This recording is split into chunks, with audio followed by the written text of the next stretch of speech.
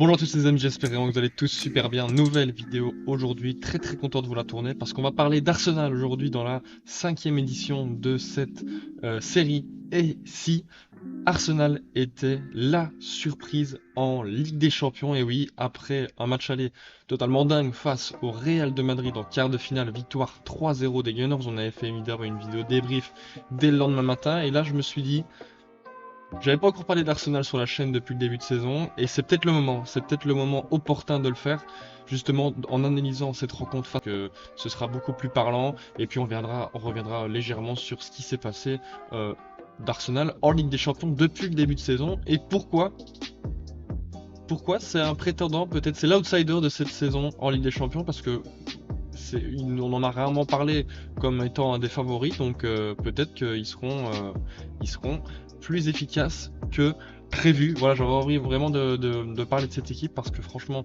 elle est très sympa. Les hommes de Mikel Arteta sont en train de devenir quelque chose. Maintenant à voir, il va falloir confirmer face au Real au match retour, mais normalement une place en demi-finale est quasiment prise, donc on verra bien s'ils vont continuer sur leur lancée. Et les amis, juste avant de partir dans la vidéo, n'hésitez pas à liker et à vous abonner si vous kiffez. Donc voilà, on va partir maintenant dans l'analyse du match. Let's go. Alors lors de ce match, forcément, Arsenal était aux commandes dès le début. Là c'est plus ou moins 1 minute 30 après le coup d'envoi. Forcément, Arsenal le ballon. Et ce qui est intéressant à souligner, c'est qu'ils ont un peu le même comportement que le PSG avec Luis Enrique avec le ballon, c'est qu'ils sont avec une défense à 3 euh, en défense, mais que du coup le défenseur gauche qui est Lewis Kelly qui est juste ici, lui vient se placer plutôt en tant que milieu de terrain défensif, un peu à la manière du City de Guardiola de 2022, 2023, 2023, 2024 avec justement le défenseur latéral qui vient se mettre au milieu, et du coup avec plus Odegaard et Rice qui viennent justement se mettre plus sur la largeur pour proposer des solutions lors des sorties de balles. Et ça va très bien fonctionner, ça va très bien fonctionner parce que ça va permettre notamment sur le jeu à l'extérieur, donc sur les côtés, d'apporter de la supériorité. Ici, donc, on voit le déplacement de garde sur le côté. Il vient chercher, pas trop de pressing du côté du Real, qui était en 4-4-2. Et justement, là, il vient apporter un ballon en 1 contre 1 face à Alaba pour Saka. Parce qu'Odegaard, lui, continue son appel dans le dos, justement, de cet écart entre Rudiger et Alaba. Et c'est très bien joué parce que du coup, là, Bellingham, qui est normalement celui qui vient aider pour le 1 contre 1, ne sait pas le faire, étant donné qu'Odegaard est dans son dos. Et du coup, ça permet un 1 contre 1. Donc c'est une situation dangereuse en connaissant évidemment Saka. Là ils vont jouer à 2 et puis continuer ce petit travail sur le côté gauche. Encore une fois, on n'hésite pas, on continue à se déplacer toujours autant. Ça va mener tout ça à un premier coup franc. Donc on connaît la qualité technique et les qualités sur les coups francs d'Arsenal. Donc c'est plutôt bien vu d'aller chercher tout de suite un coup franc dès le début de match. Évidemment, ils seront dangereux la plupart du temps. Mais il y a aussi forcément le contre-coup de cette organisation très offensive et surtout suite à un coup de pied arrêté, c'est qu'en contre, notamment avec les qualités du Real, ça peut faire très mal, ça peut aller très vite. En plus de ça, c'est vrai que Saka, bon, là il se loupe un peu, du coup ça permet à Vinicius de récupérer le ballon et d'aller quasiment en 2 contre 1 face à Saliba, seulement il ne reste plus que Saliba. Heureusement, Saliba gère bien. Alors, je sais pas si c'est Saliba qui gère bien ou si Vinicius ne donne pas le meilleur ballon possible. Je sais pas. C'est vrai que bon, l'idée c'était de la donner là et que Mbappé vienne couper juste ici, mais c'était compliqué. Saliba était sur la trajectoire, donc tant mieux pour Arsenal qui au moins ne perd pas son organisation dès le départ du match. Ça leur permet notamment de récupérer le ballon, de jouer après calme, plus posé, un peu plus bas sur le terrain, mais toujours sans pressing, sans trop de soucis. On voit le Rice justement, encore une fois, hein, Rice justement, comme je vous l'ai expliqué, le déplacement sur le côté, Lewis Kelly qui vient prendre ce poste au milieu de terrain avec Thomas Partey. Voilà, c'est la disposition entre le PSG et le Manchester City de 2023-2024. On se souvient avec Stones notamment qui aimait bien venir dans ce milieu de terrain. Donc c'est quand même assez sympathique comme quoi Arteta est fortement influencé par Pep Guardiola en pressing. Donc voilà, on arrive tranquillement à ressortir le ballon. Les lui, là, il vient chercher justement un appel plus bas, se mettre en tant que défenseur, en tant que quatrième défenseur cette fois-ci, pour permettre justement d'avoir un espace beaucoup plus grand pour Partey. Il va lui transmettre d'ailleurs. Partey, là, il va jouer en auto parce qu'il sent qu'à mon avis Modric est derrière lui. Il joue en auto parce que ça n'a pas suivi. Martinelli a échangé de place avec Rice. On voit tout de suite que voilà, tac, c'est Martinelli qui était là à la base, qui vient ici. Et puis justement Rice qui vient faire son déplacement ici pour aller chercher un ballon en profondeur. Martinelli va le servir, bien coupé par Asensio. Mais voilà, c'est des mouvements qui permettent notamment de remonter à une touche à 20-25 mètres du but adverse. Donc c'est toujours positif. Là ici on est plus ou moins à la 12e minute, toujours sans trop de pressing de la part du Real. Là ils vont essayer d'en engager un, mais sans trop d'organisation. Il y a seulement Vinicius et Bellingham et Camavinga qui sont quand même assez loin de leurs hommes ici. Là il y a quand même bien 2-3 mètres. Pour Camavinga il y a bien 3-4 mètres. Donc quand tu laisses autant d'espace à par exemple à Martin Odegaard qui va être servi juste ici dans cette poche, il a le temps de se retourner, de contrôler. Voilà, il va transmettre tranquillement à Lewis Kelly, qui est justement au poste de milieu de terrain. Là, c'est toute l'audace d'un joueur aussi jeune. Il va tenter de se retourner, il le fait très bien. Donc ça permet notamment d'éliminer ici 4 joueurs d'un coup avec ce geste. 1, 2, 3, 4 joueurs du Real éliminés là-dessus. Et donc ça permet d'avoir une supériorité forcément lors de la phase offensive d'Arsenal menée par Rice qui va être transmis à Martinelli, comme je vous l'ai dit tout à l'heure, il se retrouve en 1 contre 1 parce que Rice accompagne aussi ce mouvement. Du coup, Modric ne peut pas aller aider sur Valverde. Et du coup, 1 contre 1, Martinelli-Valverde. Là, ça va être dangereux parce que ça va être un centre repoussé et donné à Partey juste là, qui est juste là en retrait.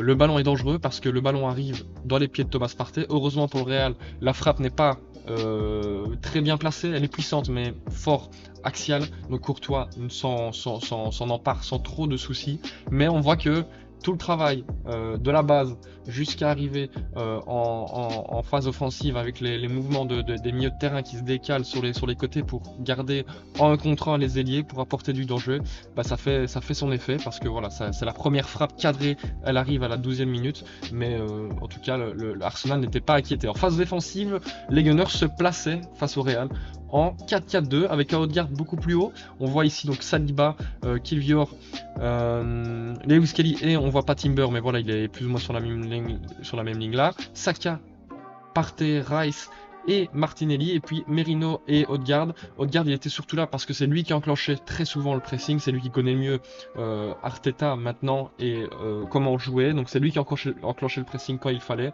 mais sinon ils étaient très attentistes et voilà, une fois que le ballon est récupéré, on voit tout de suite que l'animation est la même, 3 défenseurs.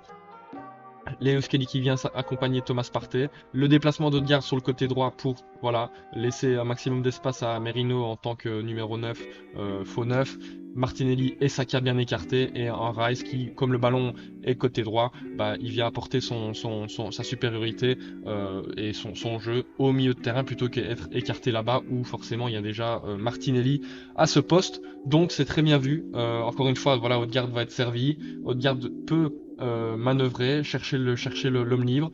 Il va très bien le chercher parce que là cette fois-ci c'est un déplacement de Saka vers l'axe pour justement laisser le couloir à Timber.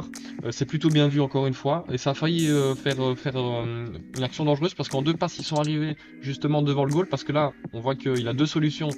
Alors là-bas, il ne sait pas qui prendre entre Saka et Timber dans le couloir.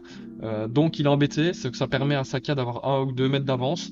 La passe, elle est un peu dans son dos, mais il arrive quand même à la récupérer. Puis il essaie justement de transmettre dans cet espace pour Merino rapidement. Malheureusement, la passe de Saka est un peu manquée, donc un peu trop longue. Donc Merino n'arrive pas à avoir le ballon, mais on voit que quand même, il y a plusieurs schémas de jeu, il y a plusieurs tactiques très intéressantes qui permettent à Arsenal d'aller approcher cette zone des 16 mètres du Real de Madrid. Encore une fois, phase défensive 4-4-2, on le voit très bien. C'est juste qu'on voit pas Timber parce qu'il est un peu plus sur le côté gauche de l'image. Mais sinon, on voit très bien, encore une fois, Partey et Rice au milieu de terrain, Martinelli à gauche, Saka à droite et puis Odegaard avec Merino qui déclenche le pressing en cas de besoin. Ce qui provoque notamment forcément le dégagement de Alaba ici et normalement sur les ballons en profondeur.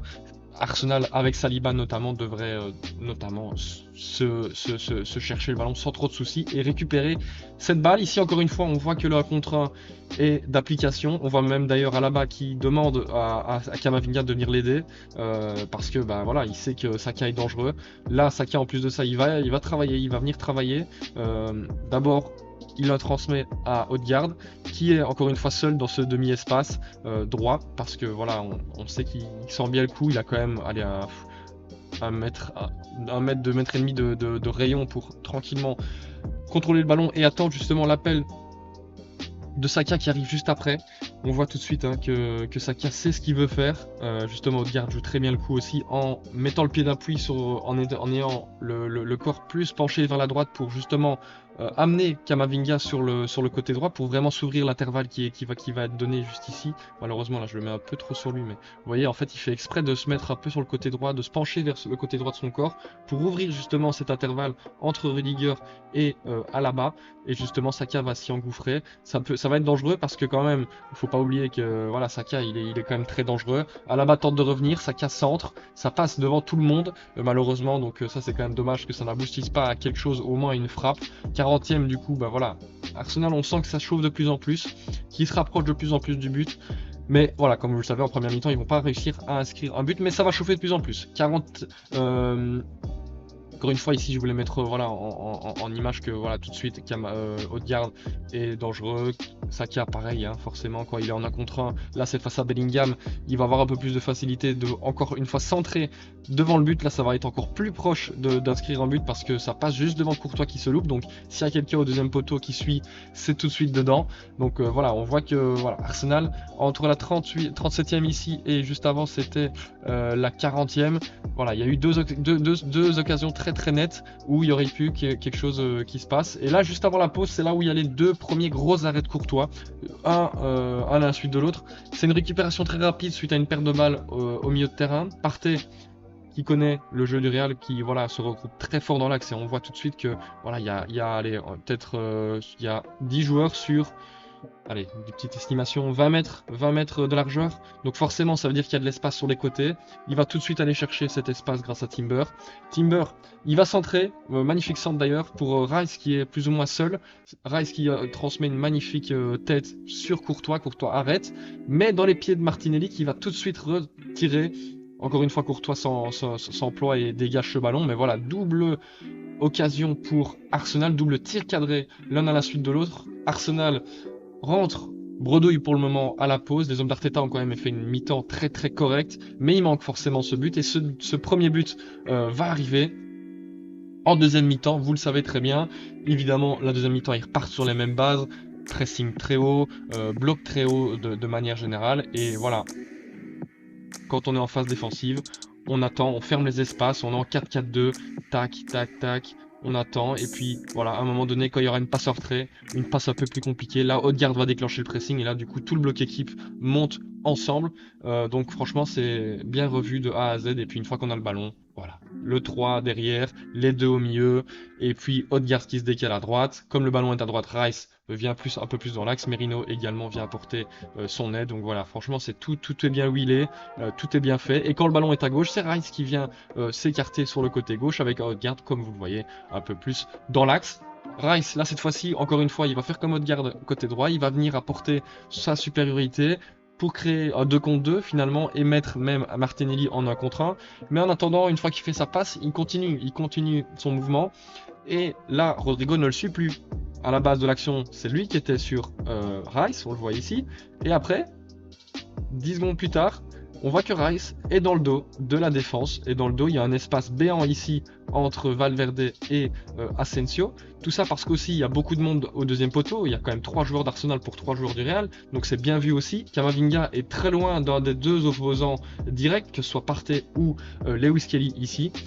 Lewis Kelly, il a le temps de contrôler, donc il a le temps d'adresser un très bon ballon pour Rice dans la profondeur. Malheureusement, un poil trop sur la droite ou un poil trop long, je sais pas, parce que ça permet à Asensio de revenir.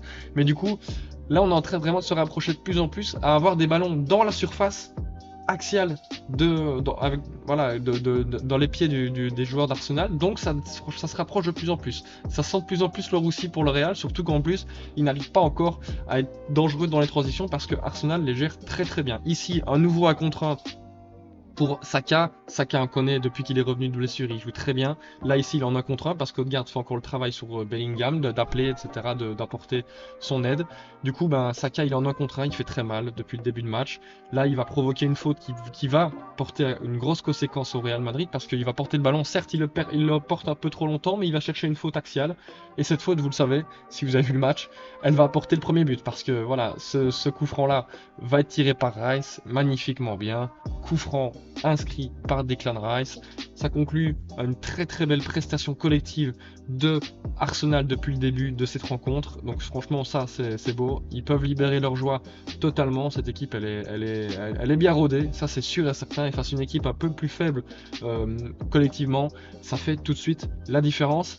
Là ici on voit que par exemple on mettait en valeur que par exemple on va revenir juste avant. Saka là juste avant il était en 1 contre 1 face à Alaba. Maintenant, on retourne à la photo juste après, que je vous ai montré il y a quelques instants. Là, ils sont en 2 contre 1. Et oui, Bellingham, il est dans l'axe. Il n'y a personne pour accompagner Vinicius, donc il est en 2 contre 1 face à Saka et Timber. Beaucoup plus compliqué forcément pour l'ailier Vinicius. Du coup, qui va tenter un centre assez désespéré, qui va être contré pour un corner, mais sans trop de danger. Vous voyez, c'est quand même ça la différence aussi, c'est que les 1 contre 1, les 2 contre 2, les 2 contre 1 sont beaucoup mieux gérés du côté d'Arsenal, que ce soit offensivement ou défensivement, et ça c'est un travail qui est fait depuis maintenant 2-3 ans quand même avec Arteta, et ça se concrétise enfin dans un très très bon match référence face au Real Madrid, où ils ont été très très forts. Encore une fois ici, ils jouent très haut, là il y a quand même pas mal de monde dans la surface, et ils sont 4 dans cette surface. Là ça va être un peu plus un exploit individuel, mais quand même bien amené parce qu'il y a beaucoup de monde et il y a beaucoup d'espace créé grâce aux appels. Là, Kilvur qui tarde un peu, qui va transmettre justement ce ballon à Rice, qui encore une fois traînait aux abords de la surface. Il est venu faire son petit déplacement, on le voyait juste avant, tout à l'heure, on le voyait juste là dans la surface. Il a été faire son petit déplacement dans ce petit intervalle. Il a été prendre le ballon, il le transmet à Lewis Kelly, il me semble, juste là. Là, Lewis Kelly, pardon, on se souvient que la passe de Declan Rice dans le dos, elle était très dangereuse tout à l'heure. Là, il est dans la même position avec autant d'espace et autant de temps. Il contrôle, il vient contrôler, il vient faire tomber Camavinga grâce à son dribble. Là, il a un peu de chance, il arrive à transmettre le ballon à Martinelli. Et Martinelli, il se retourne, il se pose pas de questions, il frappe, arrête Courtois. Puis, ça revient dans les pieds de Merino qui fait une magnifique reprise de volée. Repoussé par Alaba, ça lui revient encore une fois dans les pieds, Merino là refrappe et nouvelle volée arrêtée par cette fois-ci Courtois, mais là ça devient de plus en plus dangereux, là c'est triple occasion consécutive, donc là franchement c'est de plus en plus compliqué pour le Real. Encore une fois, un nouveau coup franc va être obtenu par Saka grâce à sa capacité de 1 contre 1 et sa capacité de protection de balle. On va le voir ici au duel justement avec Bellingham, il temporise, il arrive quand même à se retourner, à être dans le sens du jeu, il va redribbler Rodrigo et puis juste avant de transmettre le ballon à Saka, Camavinga vient faire faute sur lui. Faute qui va amener encore une fois un nouveau coup franc pour Declan Rice et ce va être le deuxième but forcément. Voilà, on se souvient de cette image. Les yeux rivés sur le but, il vient frapper, une magnifique frappe, pleine d'envie, pleine de conviction, qui conclut encore une fois une magnifique organisation collective d'Arsenal. Ils peuvent jubiler 2-0 face au Real à la 70e, et je pense qu'ils n'ont pas fini avec cette équipe du Real, ils vont encore les matraquer. Beaucoup. On voit ici la réaction de Odegaard. Je l'avais vu au ralenti la première fois quand j'étais dans le direct, c'était quand même assez fou. Et en même temps, je pense que beaucoup de monde était comme ça devant sa télé. Mais voilà, en tout cas, Arsenal 2-0 et toujours aussi à l'aise, ballon au pied. Là, on voit Raya par exemple qui initie cette nouvelle possession. Là, cette fois-ci, au lieu de jouer latéralement, il vient jouer dans l'espace entre Mbappé et Vinicius. On voit que par exemple Vinicius vient tout de suite parce que depuis le début de match, ils font des passes latérales. Et là, cette fois-ci, Raya va bien jouer le coup parce qu'ils vont jouer directement entre les deux. Ils ont le temps, ils sont à 2 contre 1 là avec Lewis Kelly. Voilà, il va carrément éviter de jouer avec lui et jouer directement plus haut. Merino, il a le temps de se retourner, magnifique contrôle orienté. Il y a le déplacement de Rice qui va amener ce ballon, qui va jouer vers l'avant encore une fois. Rice, comme d'habitude, comme je l'ai dit depuis le début, il est accompagné de Trossard cette fois-ci parce que Martinelli non, c'est Saka qui est sorti, donc voilà, Martinelli est allé à droite juste ici et Saka Trossard côté gauche, mais c'est pas pour ça qu'il change quelque chose parce que voilà, 2 contre 2, on va voir si cette fois-ci Rodrigo va le suivre parce que le ballon va être transmis à Trossard comme tout à l'heure. Rodrigo encore une fois, là cette fois-ci revient sur Trossard, mais le problème c'est qu'il y a Rice dans son dos qui est encore tout seul, et lui-même il y a Lewis Kelly en retrait. Là on voit quand même qu'il y a beaucoup de monde dans cette surface. Du côté d'Arsenal, il y a 4 joueurs d'Arsenal pour 5 du Real, sachant que Lewis Kelly peut rentrer dans le rectangle, mais là il va y avoir un geste et un appel d'instinct digne d'un buteur parce que il voit que ça va être compliqué de centrer, donc Merino va se déplacer, va se sortir du marquage pour appeler le ballon justement ici à l'entrée de surface. Lewis Kelly va lui transmettre, magnifique frappe, pur geste en un temps qui va faire mouche parce que but 3-0 pour Arsenal. Merino qui marque un sublime but qu'on voyait peut-être un peu moins lui à la construction forcément au vu de son poste, mais quand même toujours important dans le pressing, même aussi quand même pour créer des espaces, pour créer du jeu. Il était toujours important et là ça doit lui faire du bien ce but d'ailleurs parce qu'il est très beau d'une part, et puis ça conclut encore une fois 3-0. On voit par exemple le geste, si vous le voyez en direct, il est sublime. On voit vraiment que son pied fait un espèce d'arc de cercle pour revenir ici son pied gauche avec lequel il tire. Il est assez beau ce but franchement. Tous les buts d'Arsenal ont été magnifiques, mais là c'est vrai que bon, ça conclut un match assez dingue de la part des Gunners. Après ça, ils ont eu quelques occasions, mais sans grand danger, que ce soit pour l'Arsenal ou même pour le Real depuis le début de match. Mais voilà, ça conclut un match sublime d'Arsenal, cette rencontre.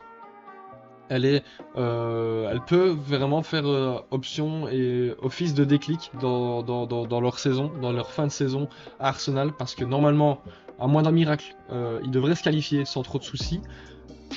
Maintenant, en demi-finale, il y aura une grosse équipe, il y aura le PSG, mais si on va voir leurs résultats depuis le début de saison en Ligue des Champions, il y a eu d'abord un nul face à l'Atalanta et puis une victoire face au Paris Saint-Germain. Ça, faut pas l'oublier. Alors forcément, c'était pas le même Paris Saint-Germain que celui de maintenant.